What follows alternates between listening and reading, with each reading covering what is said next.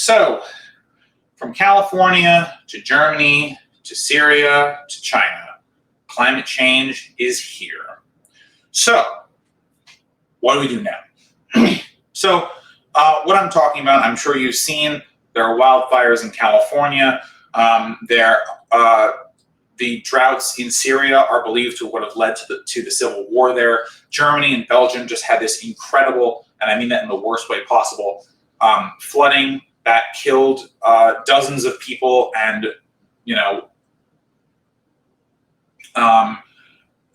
forced out, I'm forgetting the word for it,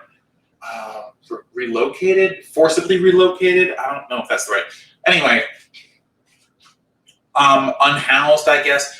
Anyway, these floods in Germany, caused untold amounts of damage, and created landslides and destroyed homes and businesses.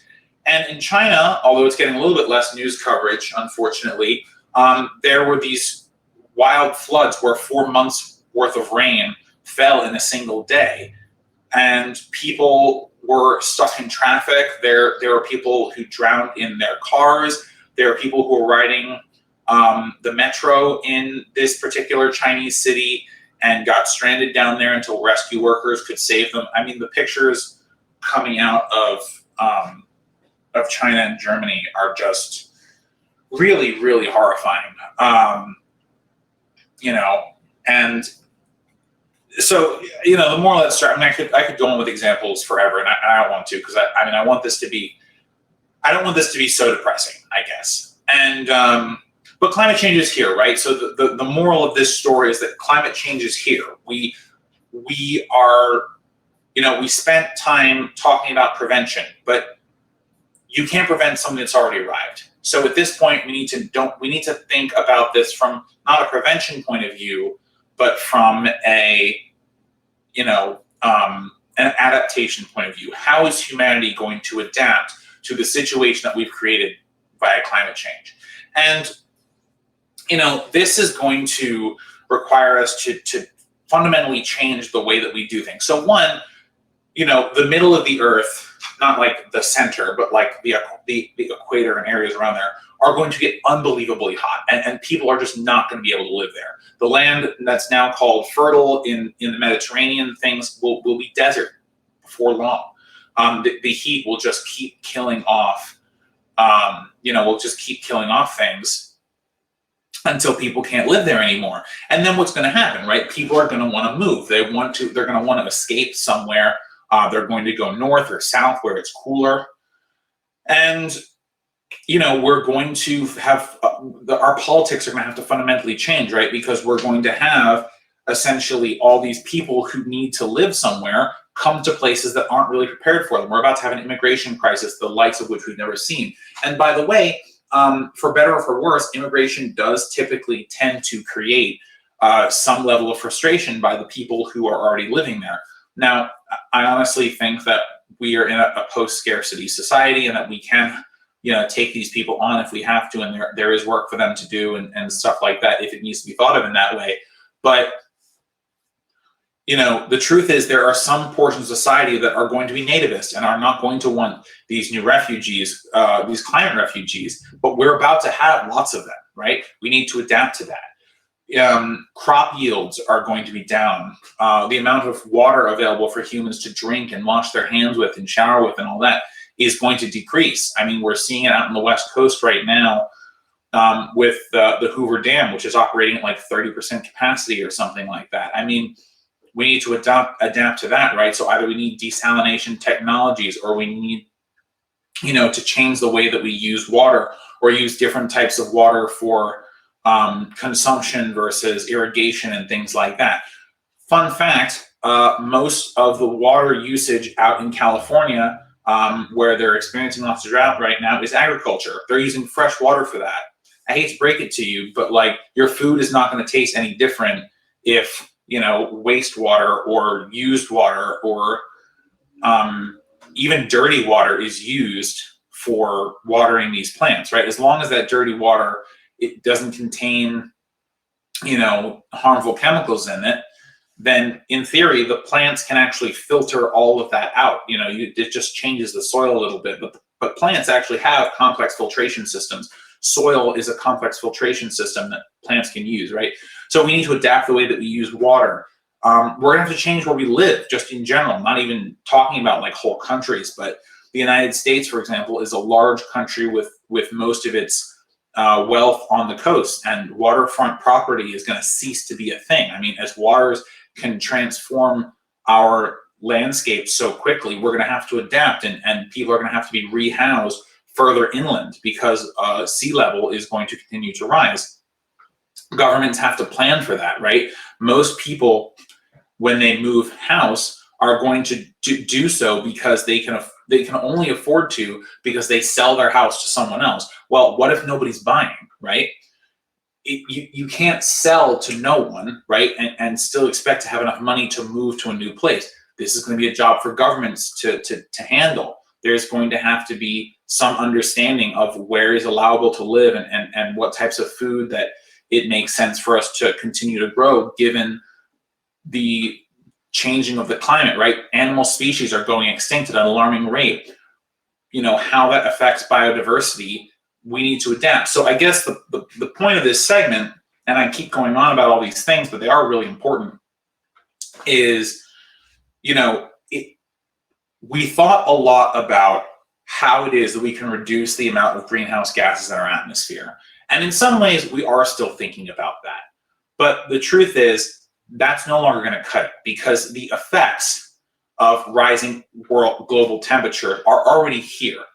So while it is still a noble goal to try and reduce the amount that we change the climate, or even change it back to the extent that we are able to do that, we need to kind of, and this is going to sound super hippie of me, but we need to get back in sync with nature, because if we don't, our entire strategy is going to have to be adaptation. And humans, like biologically, we just don't handle these types of things particularly well. Like humans, because of the way that we evolved, are good at responding to sudden catastrophic events as they happen, right? But we're not good, we don't panic about slow moving disasters like climate change. And because climate change is already here, we're now going to have to react to these events as they happen, which isn't great, because essentially what's going to happen is we're going to get to a place where we're just reacting and reacting and reacting and reacting and trying to create situations where we are safe from what's already happened, instead of trying to create situations where we are not subjected to these types of things that are going to continue to happen, right? So if a city floods, we're going to try and move people out instead of moving people out before the city floods, right? Wildfires are another thing, right? So once a town burns down, like Paradise, California did in 2019, we're going to want, or 2020, 2019, 2020, 2020. Once Paradise, California burnt down, and Linden, I think it's called, in Canada, burnt down, the government responses were, oh, well, we have to rehouse people. We have to find other places for people to live. But it was too late, right? We didn't take the steps to prevent the fires. We just took the steps afterwards. And as we move to a situation where these types of catastrophes are going to happen more and more and more and more, if we continue to act in the way that we've always behaved, which is to simply react to something once it happened, we are going to experience untold amounts of death and hostility and, unspeakable horrors. There's really no good way to describe what is going to happen to us as a species if we continue to just be reactionary. And biologically, we're pinned up to do this, right? If you think about the way that humans have evolved, that we evolved from apes and things, it's about reaction, right? There's no preventatives being taken care of in the biological world. But we have the ability to change that. We have the ability to try and prevent. Now, we were not able to prevent climate change, and I personally think there's a lot of capitalism that's to blame for that. But even if you don't agree with that, the point is climate change is here, and we have to start thinking differently about how we manage humans' existence on Earth. Because if we only say we can do something after the disaster has happened, we're going to end up in a situation where huge amounts of people are going to get killed off, and it will have been preventable, right? It will have been wholly preventable if we had just taken the time and the resources to prevent it. And Alexandria Ocasio-Cortez has this great line about this in relation to the Green New Deal that I think is just so poignant. And she says, she says something along, I don't remember the exact quote, but she says something along the lines of, you guys talk about, how can we afford the Green New Deal? But as the cost of fighting the climate increases, the real question becomes, how can we afford not to have a Green New Deal? How can we afford the consequences of not having a Green New Deal? And I just think that analysis is so spot on. The costs of cleaning up the disasters that will occur from climate change is not going down. It's only going to continue to rise. So if we don't take the time now to spend time and money to prevent it, then it will cost us more in the long run. But what's the old saying? A penny of prevention is worth a pound of cure. And it's so true, and especially true for climate change. We have to change the way that we behave. We have to change the way we do things so that when these disasters start to become more regular, and they will, and they are, we have taken the time to prevent the deaths that could happen. I mean, if I can get real with you guys for a second, I don't want to die of climate change, and I'm sure you don't either. And what do we do if the powers that be, are either too old or too powerful or too rich for it to affect them? And you get to a point where you just are so worried about what's going to happen. And luckily where I am hasn't necessarily been affected by one of these catastrophes, but my bills are going up, the heat, the air conditioning bills going up, the heat in the place where I live is, it's hotter than it's ever been. I mean, it's happening, and we have to do something. Or else the type of disasters that we experience will just,